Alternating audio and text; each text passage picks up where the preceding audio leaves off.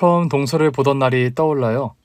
시동생이 결혼한다며 여자를 데리고 왔는데 사람이 좀 음흉해 보이더라고요. 형님, 이 집은 얼마 주고 사셨어요? 첫 만남부터 주저없이 형님이라고 부르더니 우리 집 시세부터 물어보더라고요. 그 뒤로는 온갖 집안 살림살이에 관심을 보였어요. 좀 무례하다 싶을 정도로 그러더니 결국엔 하는 소리가 그랬어요. 우리 남편이 이 집 사들인 거 맞죠? 그렇지. 우리 남편이 참 사업수완이 좋아요. 제가 그 점에 반했잖아요. 이건 뭐 대놓고 우리더러 자기 남편을 덕을 봤으니 자기한테도 잘하라고 돌려 말하는 건지 좀 음흉하더라고요. 또 한편으로는 시동생 사업 수완에 반했다니 지나치게 솔직한 사람인가 싶기도 했죠. 솔직히 동서 감히 마음에 들지 않았어요. 두 사람이 돌아간 뒤 남편에게 솔직하게 말했죠. 여보, 난 솔직히 그 여자 별로야. 그 여자? 그렇게 부를 정도로 별로야? 음흉한 것 같기도 하고 속물 같기도 하고. 그래? 나는 그냥 좀 푼수 같긴 해도 순수한 사람이다 싶었는데. 순수하다고? 역시 여자랑 남자는 보는 눈이 다른가 싶더라고요. 그 여자 말 맞다나 우리도 서방님 덕을 본 건 맞았어요. 우리가 사는 집도 서방님이 해준 게 맞았고요. 남편과 만난 지 얼마 안 됐을 때 시부모님이 안 계시다는 걸 알았어요. 처음엔 고아인가 했는데 중학교 때 두 분 다 돌아가셨다고 하더라고요. 학교 다닐 때 돌아가셔서 친가에 가서 살았어요. 남동생 데리고 둘이. 많이 힘들었겠네요. 할아버지 할머니가 계셨지만 그냥 세상에 우리 둘만 남겨진 것 같았어요. 내가 형이니까 동생을 책임져야 한다는 무게감도 상당했고요. 그럼 동생분은 아직 학교 다니는 학생인데 머리가 좋아서 공부할 줄 알았는데 사업을 하겠다고 하더라고요. 남편과는 직장에서 만났어요. 둘 다 회사에 들어온 지 얼마 되지 않아서 종종 고민을 나누곤 했어요. 그러다 집안 얘기가 나온 거예요. 저는 좀 가난해도 부모님이 다 계셨거든요. 그래서 이런저런 얘기를 나누다 보니 이 사람에 대해 자꾸 알게 되고 마음이 짠하고 그랬어요. 그러다 연애까지 하게 된 거죠. 연애하면서 시동생을 만난 적이 있어요. 둘 다 집이 가까워서 퇴근 전에 근처 식당에서 밥을 먹고 있었는데 시동생이 지나가다가 아는 체를 해온 거죠. 같이 먹어요. 제가 어려도 눈치는 있어요. 저는 집에 가서 같이 먹어요. 뭐 어때요? 형한테 얘기 많이 들었어요.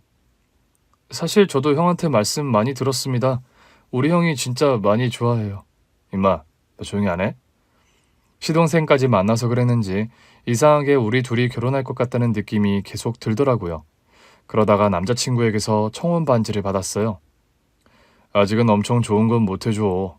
근데 살면서 두고두고 호강시켜줄게. 그건 약속할 수 있어. 남편은 책임감도 강하고 자상한 사람이었어요.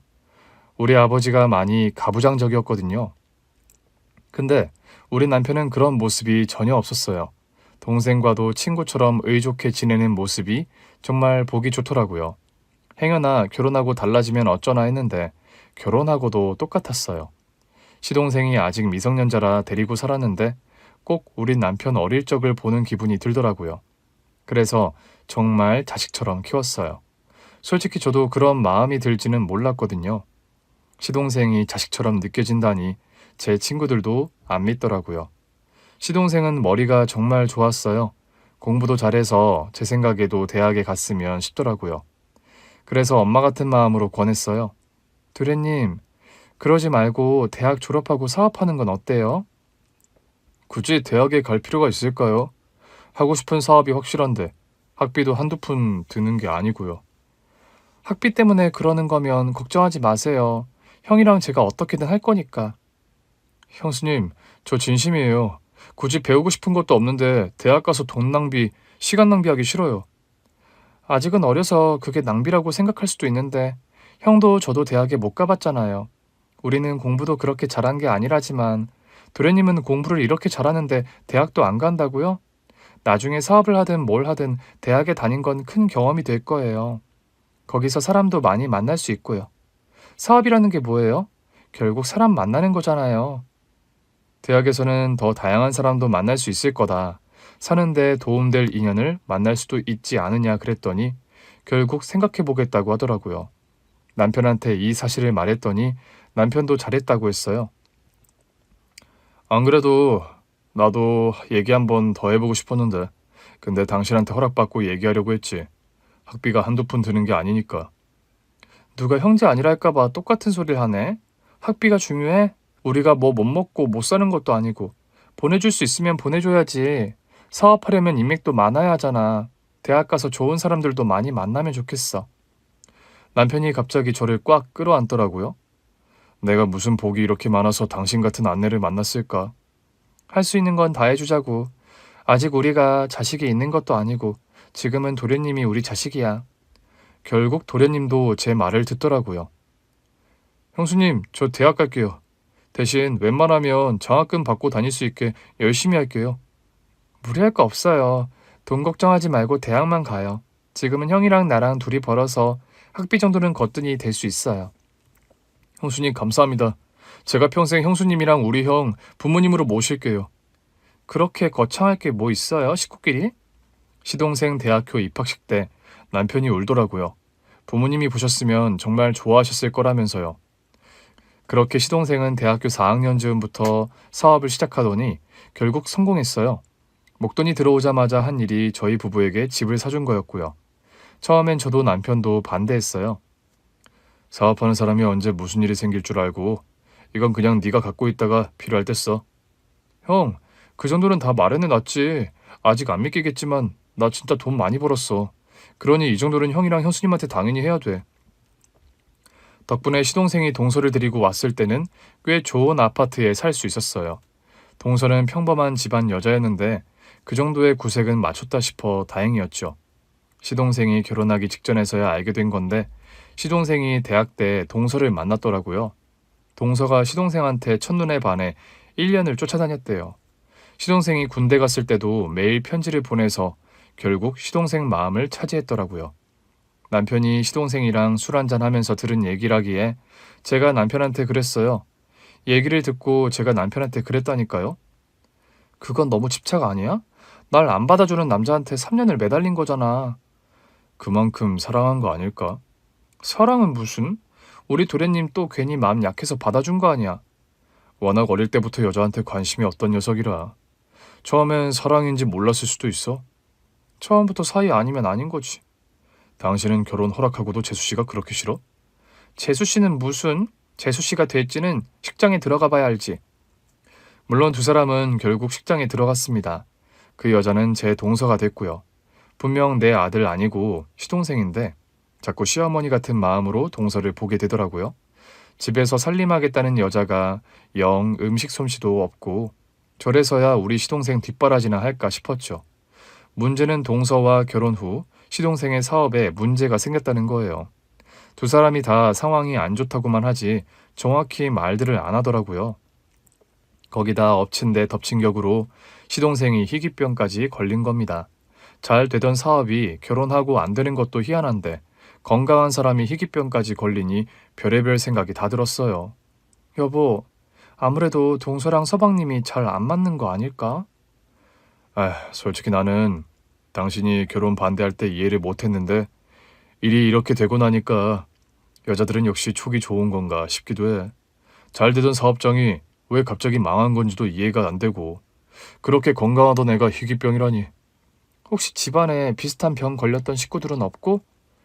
전혀 없었어. 그때부터 온갖 망상으로 잠을 못 잤어요.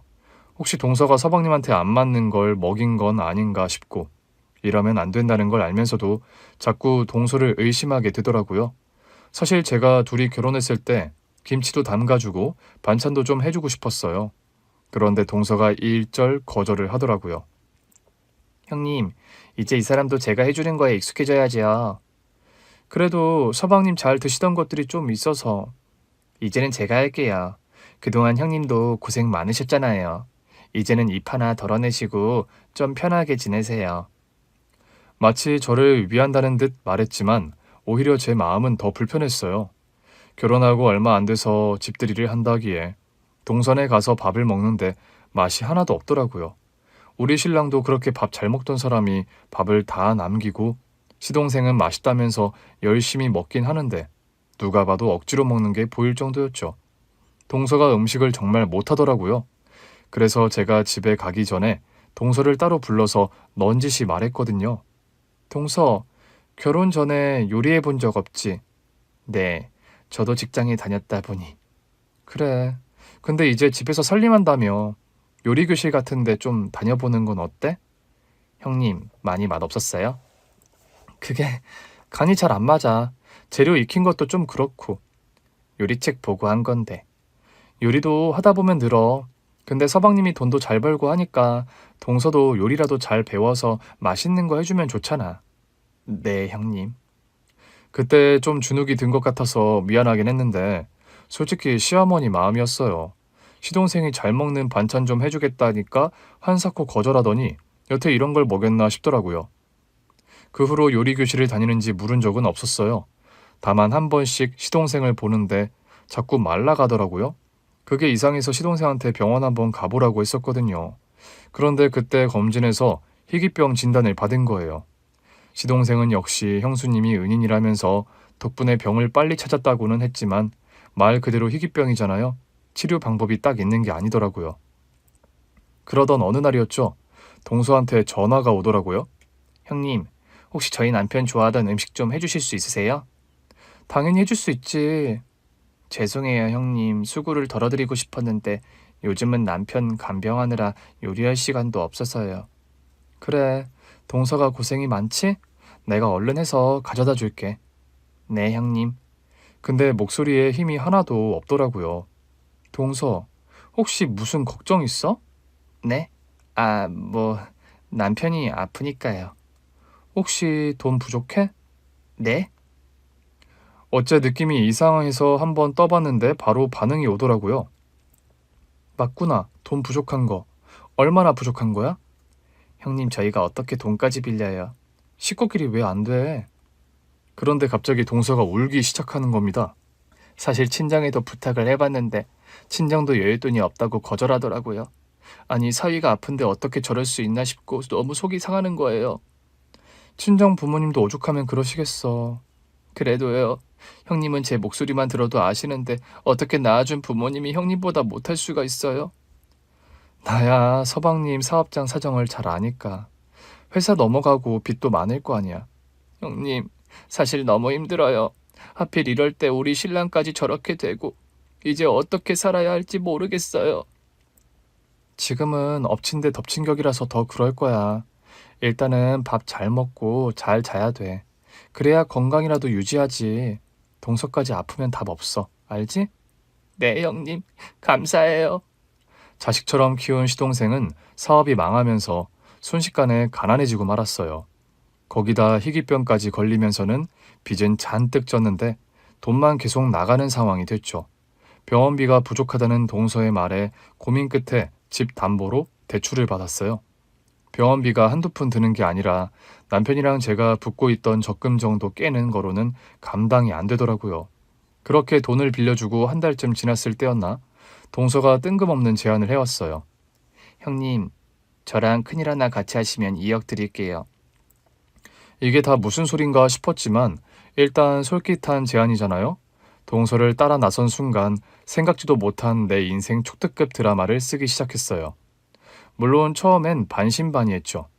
동서, 도대체 어딜 가는 건데? 형님, 이제 저만 믿으세요. 동서 혹시 이상한 거 하는 건 아니지? 아무리 돈이 급해도 그러면 안 돼. 형님, 제가 설마 나쁘고 위험한 거 하면서 형님을 끌어들이겠어요? 그렇긴 한데 2억을 준다고 하니까. 사실 저도 안 믿겨요. 이게 무슨 일인가 싶어요. 제가 한 거라면 아픈 우리 남편 붙잡고 저 하늘을 보면서 간절히 바란 것밖에 없거든요. 뭘 바랐는데? 제발 돈 좀 달라고요. 하루에도 수십 통씩 빚쟁이들한테 전화가 와요. 남편이 아프다고 사정사정하면 그나마 듣고 시간을 주는 사람도 가끔은 있어요. 근데 대부분은 그게 나랑 무슨 상관이냐. 당장 안 갚으면 고소한다. 아픈 남편 깜빵 보내고 싶냐. 진짜 안 들어본 소리가 없어요. 종일 남편 간병에 그런 막말까지 듣고 나면 저절로 그런 기도가 나오더라고요.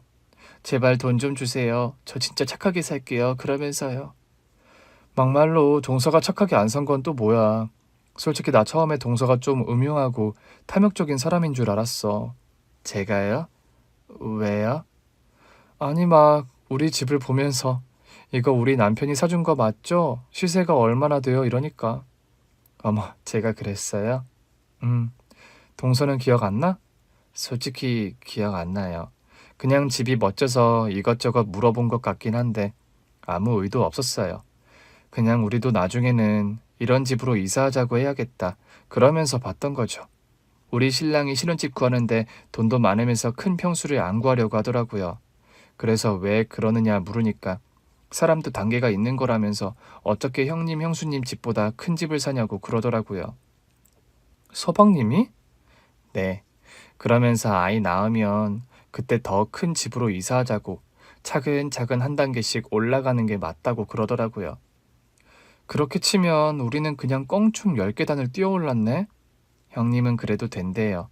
자기를 자식처럼 키워주신 것도 모자라 대학 안 가려는 걸 설득해서 보내주셨다고요. 거기서 둘이 만났다며. 네. 제가 이 사람한테 반해서 얼마나 쫓아다녔는지 몰라요. 제 눈에는 이 사람도 저를 좋아했거든요. 근데 자꾸 아닌 척 하더라고요. 처음에는 오기로 쫓아다녔는데 그러다 보니 알게 됐어요. 왜 오래 봐야 보이는 게 있잖아요. 이 사람이 감정 표현에 서툴더라고요. 시간을 더 주면 나한테 오지 않을까 싶어서 기다렸는데 결국 오더라고요.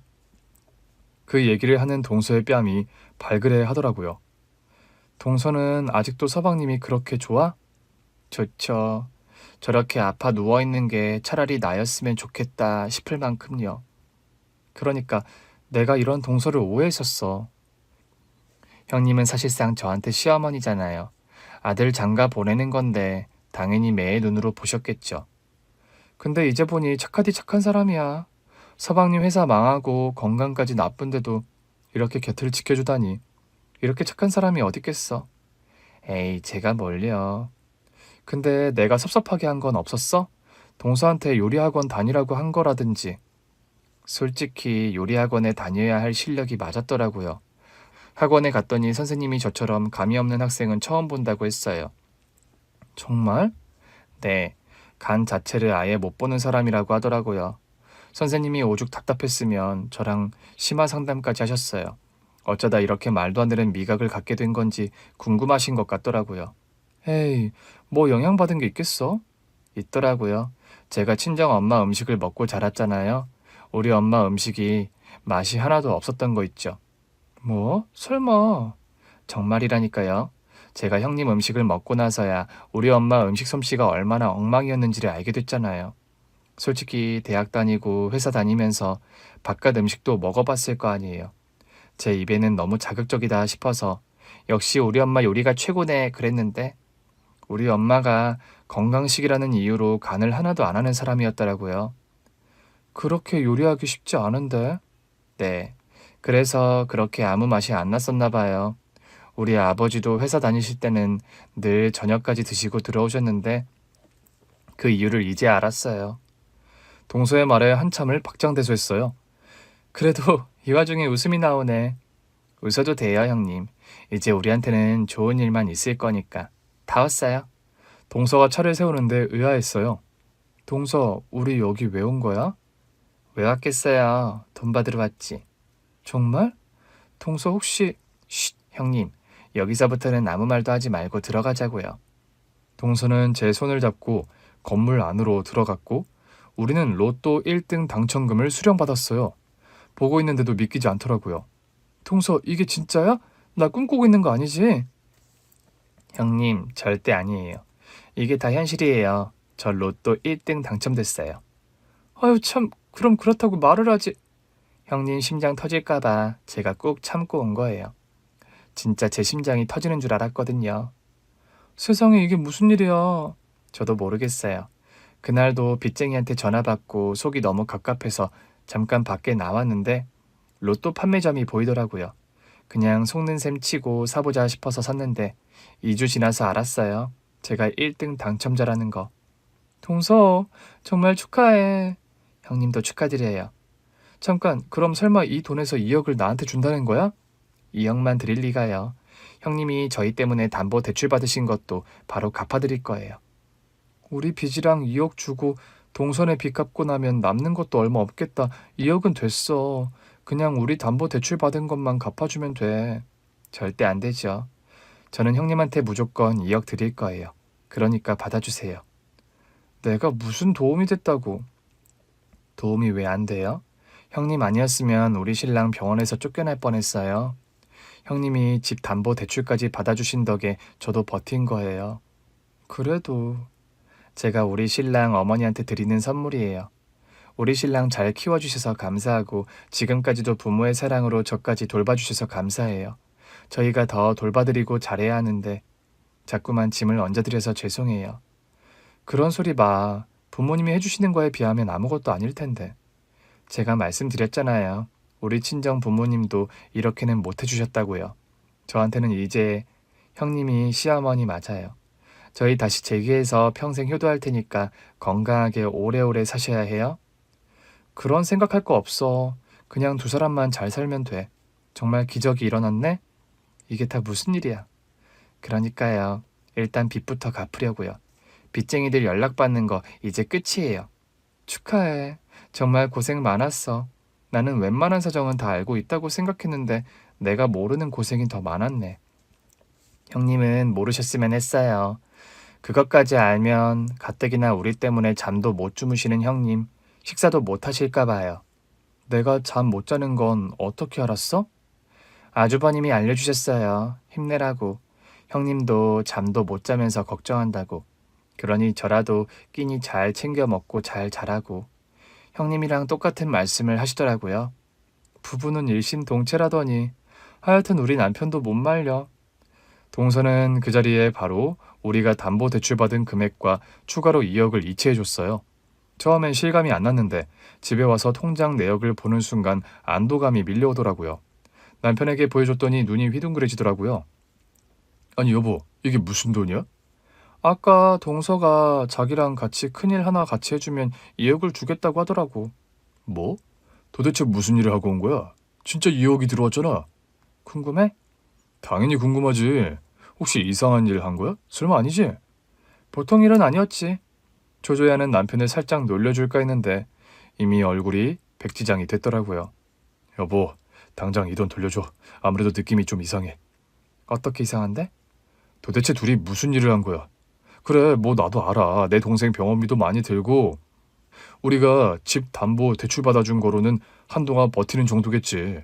그래도 이건 아니지. 절대 상식에서 벗어나는 일을 해선 안 되는 거야. 왜 상식에서 벗어나는 일일 거라고 생각해? 그게 아니고서야 한 번에 2억, 잠깐 2억만 들어온 게 아니네? 먼저 들어온 이 돈은 또 뭐야? 잠깐, 우리가 담보 대출 받은 금액 아니야? 맞아, 동서가 그것도 넣어줬어. 안 되겠다. 당신 옷 챙겨.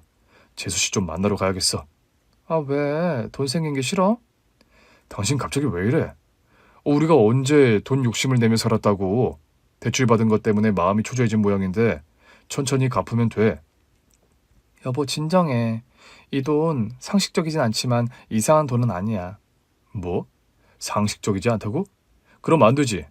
동서가 로또 당첨됐어. 남편은 3초 정도 대답을 못하고 눈만 깜빡거렸어요. 뭐라고?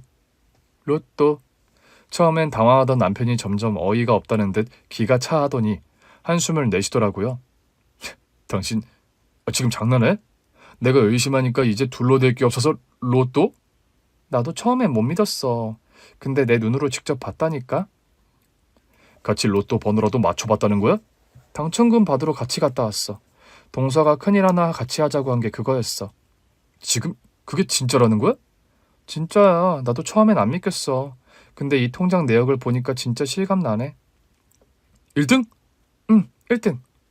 남편은 그제야 환호하더라고요. 아니 이게 무슨 일이야? 재수씨도 한시름 덜었네. 한시름 덜었다 뿐이야. 서방님 사업 망하고 얼마나 고생을 했어. 당첨금으로도 빚도 갚고 서방님 병원비도 할 거래. 우리한테 말은 안 했지만 그동안 빚쟁이들한테 많이 시달렸던 모양이야. 서방님이 아프니 동서가 대신 다 이고 지고 있었던 거지. 그랬구나. 그 생각을 못했네. 나도 못했어. 담보대출만 받아주면 되는 줄 알고. 우리로선 큰일을 해준 거긴 하지만 재수 씨가 감당해야 할 게 너무 많았던 거지. 응. 그래서 얼마나 기뻤는지 몰라. 사실 나는 2억은 거절했었거든. 그냥 우리 담보대출 받았던 것만 줘도 충분하다고. 그렇지. 그런데 동서가 무조건 줄 거라고 하더라고. 자기한테도 우리가 시부모님 같은 존재래. 그러니까 종잣돈으로 쓰시래. 빚 갚고 나면 얼마 남지도 않을 것 같은데. 그러니까 나도 그 말 했는데 소용없더라고. 그냥 동서 맘 편하게 받고 혹시 더 필요하다고 하면 주자. 그래, 그게 낫겠네. 어차피 우리한테도 꽁돈이니까. 응? 그러나 시간이 지나도 동서가 우리 부부에게 다시 손을 내미는 일은 없었어요. 시동생도 사업 빚을 갚은 다음이라 그런지 치료에 차도가 생겼다고 하더라고요. 형님, 우리 신랑 다음 달에는 태어날 것 같아요. 정말? 그렇게 빨리? 네, 이제부터는 통원 치료해도 된대요. 다행이다. 입원하면서 치료받느라 돈이 좀 들었어? 그러니까요. 돈이 생겼다고는 하지만 그래도 이 돈을 좀 남겼으면 좋겠다 싶었거든요. 당연하지. 남겨야 뭐라도 시작하지. 네, 다행히 남길 것 같아요. 동서, 언제든 돈 더 필요하면 말해. 우리 동서가 준 2억 언제든 내어줄 수 있어. 형님, 저 절대 그 돈에 손 뻗을 일 없어요. 우리 신랑도 이제 의지를 되찾았어요. 제가 빚쟁이들한테 시달리는 걸 다 알고 있었나 봐요. 그래서 마음이 힘들었대요. 정말 기적이다. 로또 당첨된 게 기적이 아니라 돈 때문에 아팠던 마음들이 치료되고 다시 살 용기가 생겼으니 기적이야. 그러니까요. 저도 우리 남편이 다시 재기하려고 하는 게 기적 같아요. 그러면서 동서가 한참을 울더라고요. 형님, 지금껏 돈 걱정 없이 살다가 사실 정말 절망스러웠거든요. 우리 친정도 평범하긴 해도 빚이 있거나 한 집은 아니었는데 갑자기 너무 많은 빚을 지니까 앞이 캄캄하더라고요. 더더구나 능력 있던 남편까지 희귀병에 걸리니까 어떻게 해야 할지 답을 못 찾고 있었어요. 이제 내가 나가서 설거지라도 해서 다시 돈을 벌어야겠다 싶던 차였는데 어떻게 이런 기적이 일어나죠? 그저 감사하지 뭐. 그러니까요. 저희 부부 이제 다시 열심히 달릴 거예요. 무리하지 말고 천천히 시동부터 걸어. 남편이 지금 신났어요. 다시 일할 생각에. 정말 해도 되는 거야? 네, 태어나고 나서는 무리하지 않는 선에서 일도 해도 된대요. 의사 선생님도 신기하다고 하세요. 근데 또 약 효과가 사람마다 차이가 있다 보니까 이제야 약 효과가 시작된 걸 수도 있다고는 하시더라고요. 그럼 여러 가지 이유가 있겠지. 네, 아무튼 형님 저희 다음 달에 태어나면 파티예요. 그래, 그러자. 내가 준비할게. 아니에요. 저희가 준비해야죠. 무슨 소리야. 이제 막 태어나는 사람들이 무슨 파티까지 준비해. 그런 건 가족들이 해주는 거지. 형님이 고생하실까봐 그러죠. 저희가 직접 준비할게요. 물론 음식은 제가 안 하고요. 한 달 뒤, 시동생은 무리 없이 퇴원 절차를 밟았어요. 저나 남편은 행여나 그 사이에 상태가 다시 나빠져서 퇴원을 못하는 건 아닌가 걱정했는데 다행히 예정 날짜에 퇴원하더라고요. 퇴원 날짜에 맞춰서 이것저것 반찬이랑 죽을 해다 줬더니 동서가 신이 나서는 말했어요. 형님, 저희 진짜 잘 먹을게요. 많이 먹어. 더 해다 줄 테니까. 형님, 그보다요. 다음 주 주말에 두 분 다 시간 비워두셔야 해요. 주말에? 왜? 벌써 깜빡하신 거예요? 저희 퇴원 파티 한다니까요. 그렇게 빨리 한다고? 괜찮겠어? 형님도 저희 신랑 보셨잖아요. 이번 전보다 더 건강해 보이지 않아요? 그렇긴 하더라. 살도 좀 붙은 것 같고. 살도 실제로 좀 붙었어요. 신랑이 졸라요. 얼른 퇴원 파티 하자고. 참나, 좀 쉬었다 하면 어디 덧나? 그나저나 정말 둘이서 준비하게? 그냥 우리 해준다니까. 어머니 말하면 저희 둘이 준비하는 건 아니죠. 다음 주 주말 동선의 집에 갔더니 출장 뷔페가 와 있더라고요. 아니, 우리 넷이 먹는데 출장 뷔페를 불렀어? 형님, 솔직히 저희는 돈이 생겼어도 쓸 때라곤 병원비밖에 없었잖아요. 이제라도 돈 좀 쓰게 해주세요. 그럼 이 장식은? 이건 둘이 했고? 그건 파티 업체 불러서 했어요. 뭐? 또 돈을 썼어? 형님, 저 진짜 남편 병원비 빼고 돈 쓰는 거 진짜 오랜만이에요. 그래, 여보. 재수 씨한테 너무 그러지 마. 오랜만에 기분 낸 거잖아. 음식도 아주 다 맛있어 보이네요. 아주버니, 그동안 저희 집에 오시면 제 요리 드시느라 고생 많으셨죠? 오늘은 진짜 맛있는데 부탁했어요. 아유, 아니에요. 늘 맛있었죠. 진짜 맛있는 거 많이 준비했어요. 저는 결국 못 이기는 척 요리를 담기 시작했어요. 먹어보니 확실히 맛있긴 하더라고요. 형님, 랍스터 좀 드세요. 알았어, 먹을게. 동서나 많이 먹어. 이제 보니 동서가 살이 많이 빠졌네. 형님, 사실 저 요즘 헬스장 다니면서 운동해요. 뭐? 원래는 운동 싫어했잖아. 남편 병간호를 해보니까 알겠더라고요. 제 체력이 얼마나 바닥인지. 아직은 시작 단계라 여기저기 안 쑤신 데가 없는데 그래도 몸이 훨씬 개운해졌어요. 아주 대견하네. 신랑 아픈 거 보고 깨달은 게 많았구나. 네, 자고로 건강한 게 최고더라고요. 형님, 형님도 같이 다니실래요? 저 다니는 데서 둘이 같이 다니면 할인해 준다고 하더라고요. 그래? 그건 좀 솔깃하네. 형님이 같이 다니신다고만 하면 바로 등록할게요. 동서지간끼리 신나서 떠드는 사이 형제 둘도 신이 나 있더라고요. 그래서 전에 그 증상은 좀 사라졌고? 거의 좋아졌어. 아직 치료는 좀 남았지만 집에 오고 나니까 더 좋아지는 것 같아. 사실 병원 진짜 지겨웠거든. 거기 누워있는 게 다 돈이라고 생각하니까 마음도 안 편하고. 와이프가 종일 빚쟁이들한테 시달리는 거 다 아는데 모른 척하는 것도 괴로웠어. 와이프가 자꾸 아닌 척 말을 안 하더라고. 너 신경 쓰지 말라고 그랬겠지. 그러니까 그러다 한 번은 빚쟁이들이 어떻게 안 건지 병원까지 쳐들어왔더라고. 내가 면역 치료 때문에 1인실에 있으니까 돈 있으면서 돈 안 갚는다고 난동을 피워서 병원이 발칵 뒤집힌 적도 있었어. 시동생의 말에 귀가 번쩍 뜨이더라고요. 서방님, 그게 정말이에요? 네, 말도 마세요. 아내가 병실 안에는 못 들어가게 하려고 문을 아주 사수하고 서 있었어요. 그 바람에 온몸에 멍이 들었더라고요. 동서, 그런 얘기는 안 했잖아. 전화 온다고만 했지. 전화 온다는 얘기도 못 하겠는데 그 얘기를 어떻게 해요? 다행히 좀 버텼더니 보안팀에서 금방 왔어요. 빚 갚으니까 조용해졌어? 그럼요. 그래봤자 별다른 건 없지만 그래도 우리 남편 아픈 거 알고 더는 연락 안 하던 빚쟁이 돈부터 갚았어요. 잘했네. 그렇죠? 진짜 신기한 게 사람이 그런 순간에도 품이 있는 사람들이 있더라고요. 사실 심정은 다 똑같을 거 아니에요. 우리한테 돈을 떼었다고 생각하니 얼마나 화가 나요. 그런데도 우리 남편이 희귀병으로 아픈 거 알고 연락을 안 하더라고요. 빚 갚으려고 만났더니 포기했었다고 하시더라고요. 돈 받는 걸? 네. 우리 신랑까지 저렇게 쓰러졌는데 무슨 돈을 어떻게 갚겠나 싶더래요. 그냥 떼먹힌 돈이라고 생각하고 잊고 계셨대요. 그런데 제가 돈 갚겠다고 차용증 달라고 하니까 깜짝 놀라셨다고 하더라고요. 그분도 참 대단한 분이네. 그러니까요. 저라도 그렇게는 못할 것 같은데. 그분은 요즘도 한 번씩 문자 오세요. 남편 잘 퇴원했느냐고요. 감사한 분이네. 사실 오늘 두 분을 집에 초대한 이유가 있어요. 동서가 빚쟁이 얘기를 하다가 갑자기 화제를 바꾸더라고요. 뭔데? 사실 그분이 저희한테 투자 제안을 하셨어요. 설마 그 빚쟁이? 네.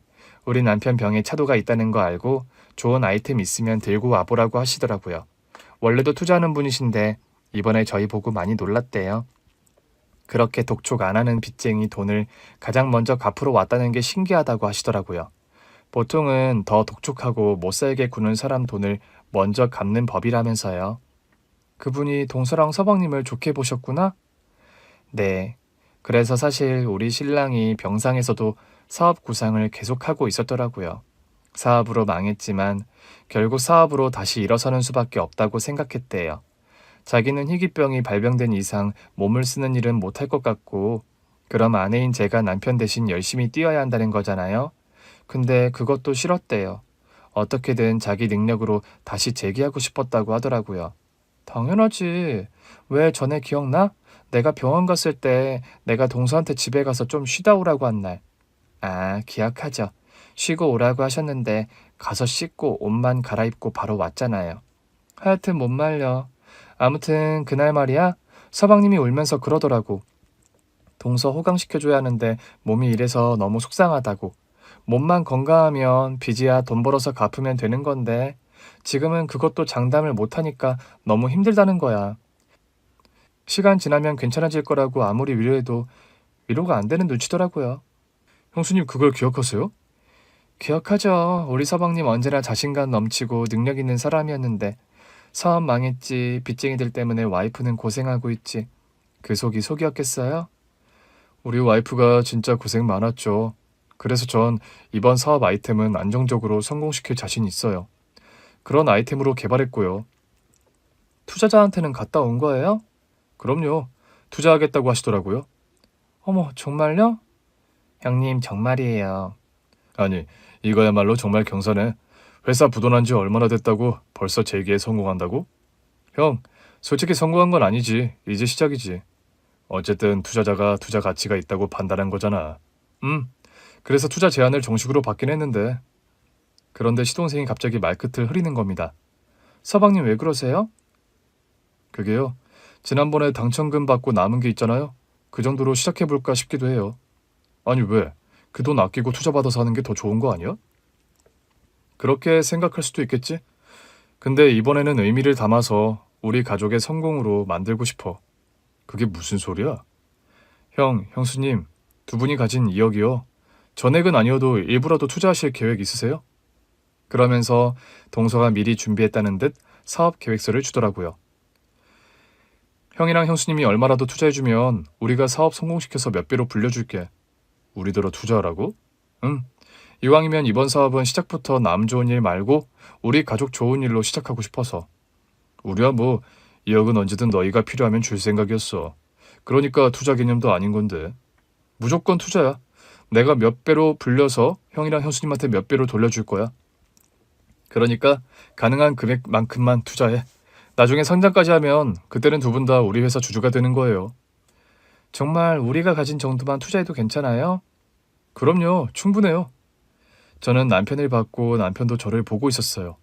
여보, 굳이 안 할 이유도 없잖아. 우리가 서방님 능력 모르는 것도 아니고. 남편이 장난스럽게 받아치더라고요. 근데 여보, 투자라는 건 그 돈을 다 날릴 수도 있다는 걸 각오하고 해야 하는 거 알지? 어머, 서방님, 동서, 정말 그런 거예요? 아, 형, 우리 진짜 자신 있어. 형수님, 절대 그런 일은 없겠지만 혹시 걱정되시면 정말 소액만 하셔도 돼요. 남편은 저에게 판단하라는 듯 그저 웃고 있더라고요. 그래서 제가 결심했어요. 그래요. 제 인생에 투자 한번 해보죠. 우리 서방님이랑 동서가 배로 불려주겠다는데 투자 못할 건 또 뭐예요? 그 돈 없이 못 사는 것도 아니고. 와, 우리 마누라 아주 대범해졌네. 두부 한 모를 사도 가장 저렴한 거 사는 사람이. 그거랑 이게 같아? 그건 소비지만 이건 투자잖아. 우리 부부는 시동생에게 투자자로서 사업 설명도 들었어요. 투자가가 된 기분이 나쁘지 않더라고요. 우리 서방님이 똑똑한 줄은 알았지만 이 정도일 줄은 몰랐네. 어쩜 이렇게 기발한 아이디어를 생각해내셨어요? 사실은 아주 오래전에 구상했던 사업인데요. 당시에는 공감을 못 받아서 진행하지 못했거든요. 그런데 병실에 가만히 있는 시간이 길었다 보니 옛날 생각이 많이 났어요. 그러다 그 아이디어가 번뜩 떠오른 거죠. 맞다, 그 아이디어. 지금 쓰면 딱일 것 같은데 싶었어요. 정말 타고난 사업가시네요. 얼마를 투자하시던 절대 후회하지 않으실 겁니다. 2억 다 할게요. 네, 정말요? 어차피 동서 덕분에 생긴 꽁돈인데 우리 동서랑 서방님한테 이 정도 투자도 못하겠어요? 그렇게 2억을 외치고 집으로 돌아오는 길 아주 살짝 후회했어요. 여보, 그냥 2억 다는 하지 말까? 그럼 얼마? 1억? 그래, 뭐 그러던가. 그러나 또다시 변덕이 일었죠. 저는 결국 동서에게서 받은 2억 전액을 투자했어요. 남편마저도 혀를 차더라고요. 솔직히 나도 내 동생을 믿긴 하지만 그래도 진짜 2억을 다 줬다고? 준 게 아니라 투자. 두고 봐. 우리 서방님이랑 동서가 반드시 불려줄걸? 그렇겠지. 그렇다고 너무 큰 기대는 말고. 솔직히 저도 큰 기대를 한 건 아니었어요. 그냥 원금만 다시 돌아와도 사실 상관은 없었거든요. 다만 열심히 하겠다는 시동생과 동서 부부에게 용기를 주고 싶었던 것 같아요. 그래서 더 믿어주고 2억도 그냥 통 큰 척 투자해버렸죠. 1년 뒤, 저는 투자금의 10배를 회수했습니다. 저도 깜짝 놀랐어요. 행여나 시동생이 무리하지 않을까 걱정한 것도 기우였죠. 투자금을 10배로 회수하던 날, 시동생과 동서를 집으로 초대했어요. 이렇게 좋은 날은 집밥이지.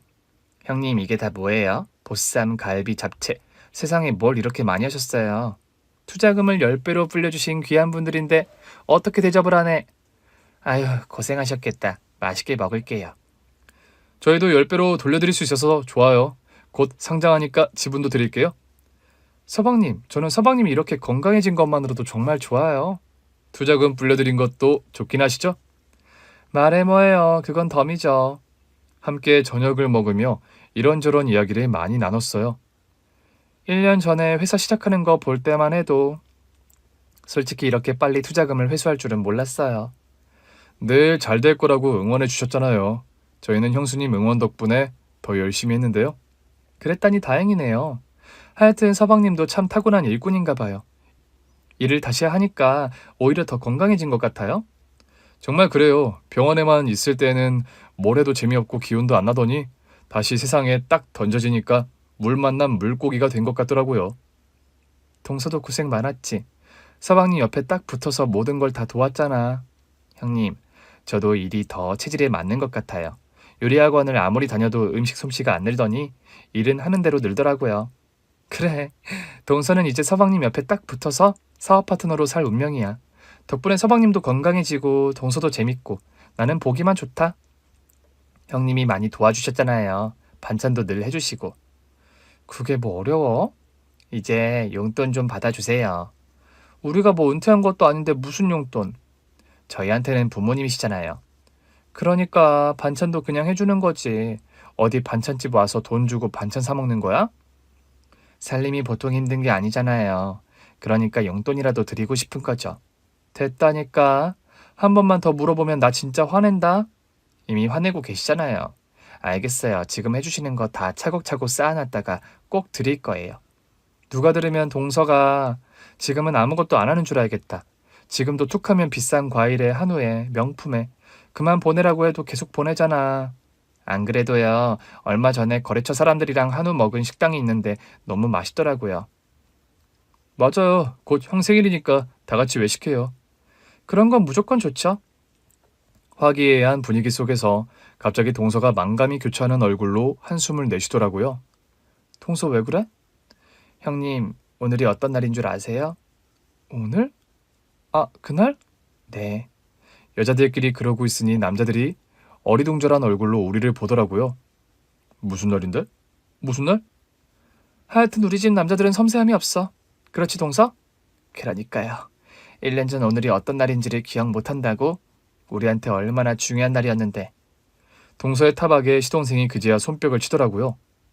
로또? 그래, 나 1등 당첨된 날이잖아. 뭐야, 혹시 형수님 그거 알고 이 자리 마련하신 거예요? 당연하죠. 우리 동서가 감회가 새롭겠다 싶어서요. 역시 우리 형님밖에 없어요. 와서 밥 먹자고 하실 때부터 마음이 뭉클했어요. 형님은 기억하고 계시구나 싶어서요. 이 사람은요, 종일 아무 말도 없더라고요. 역시 기억을 못한 거죠. 미안해. 오늘 일이 좀 많았잖아. 그래도 우리가 다시 한번 시작할 수 있게 된 날인데 아무리 바빠도 잊으면 안 되지. 감사해야지. 알았어. 내가 앞으로는 표시해놓고 우리 가족 기념일로 만들게. 또 오반다. 그냥 우리끼리 이렇게 축하하면 돼. 감사한 날이잖아. 맞다. 이번에 상장하면 재단도 설립한다며. 네. 우리처럼 돈 때문에 고생하는 사람들 좀 도우며 살려고요. 우리가 기적적인 도움을 받아보니 그게 정말 살아가는 데 큰 힘이 되더라고요. 정말 좋은 생각이다. 아주버니 형님, 그래서 말인데요. 두 분이 저희 재단 운영해 보시는 건 어때요? 우리 둘이? 네, 두 분 다 회사 생활도 오래 하셨고 아주버니 곧 은퇴시잖아요. 같이 해주시면 좋을 것 같아요. 아이고, 우리가 그걸 잘할 수 있을까요? 저희랑 같이 하는 거니까 부담 안 느껴지셔도 돼요. 그럼, 근데 솔직히 형이랑 형수님이 우리보다 더 잘하실 것 같아. 그렇긴 하지. 동서랑 시동생의 제안으로 우리도 은퇴하고 할 일이 생겼어요. 행여나 놀면서 동서네 부부한테 신세만 지게 될까봐 걱정이었는데 잘 됐다 싶더라고요. 작은 일이라도 도우면 되는 거니까요. 우리는 1년 전의 기적 덕분에 지금도 최선을 다해 하루하루를 살아가고 있어요. 이제는 그 기적을 나누며 살 수 있을 것 같아서 마음이 풍요로운 요즘입니다. 오늘 준비한 사연은 여기까지입니다. 재미있게 들으셨다면 구독과 좋아요, 알림 설정까지 눌러주세요. 그럼 저는 다음 사연으로 찾아올게요. 모두 건강하시고 행복하세요.